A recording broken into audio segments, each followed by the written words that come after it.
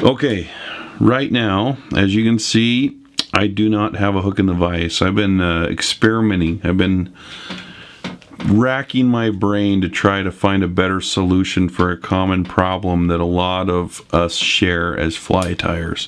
And that is, what's the best coating to put on a popper head? Something like this, the new double barrel popper and slider body from Flyman. So I got some. First thing I did is I airbrushed a bunch up. They turned out really cool. And then I just totally screwed up the heads by not putting the right stuff on them. So what I've done is I've airbrushed these two heads really quick with a light olive marker, and I've just kind of rudimentarily coated them. Rudimentarily, is that a word? Yeah, thank you, Curtis. I've coated them with resin, and just so you can kind of see what happens. Now, this head is pretty squishy, so that's one of the cool things about this head. Wow, that's really bright. Anyway, that's the medium size. And what I'm going to do is I'm just going to take these and I'm going to squish them and see and show you what happens if you squish the head on it, and then I'll show you the solution that it came up with. So first of all, this is our beloved Loon Flow.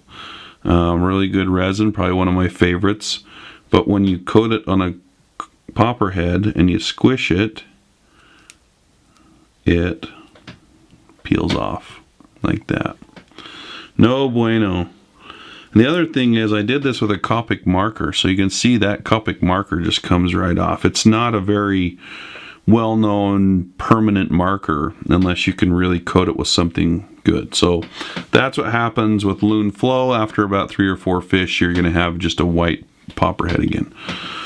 So the next thing is I still do have some of the Deer Creek Flex resin that I did the UV resin shootout with. Maybe we'll post a link to that as well, because I knew that this is the resin that everyone tell me this is the one that you got to have. It's good stuff. It's flexible. It's tack free. But again, when you have a squishy foam thinger, it's still too rigid and it will peel off. So that I've got a crease right down the middle, maybe a little bit more flexible than the Flex. So you're probably about 6 or 7 fish in before this one's completely white again.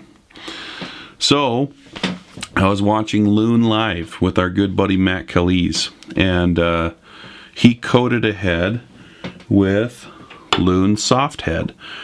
So this is not a UV resin. It's going to take you a little bit of time. I don't use a fly drying wheel on it, but for example, this is what a white head looks like on it. This is a little purple head that I did. So you can see that that is nice and shiny, lots of luster, and I can squish that and it still is completely intact all the way around the fly, still shiny.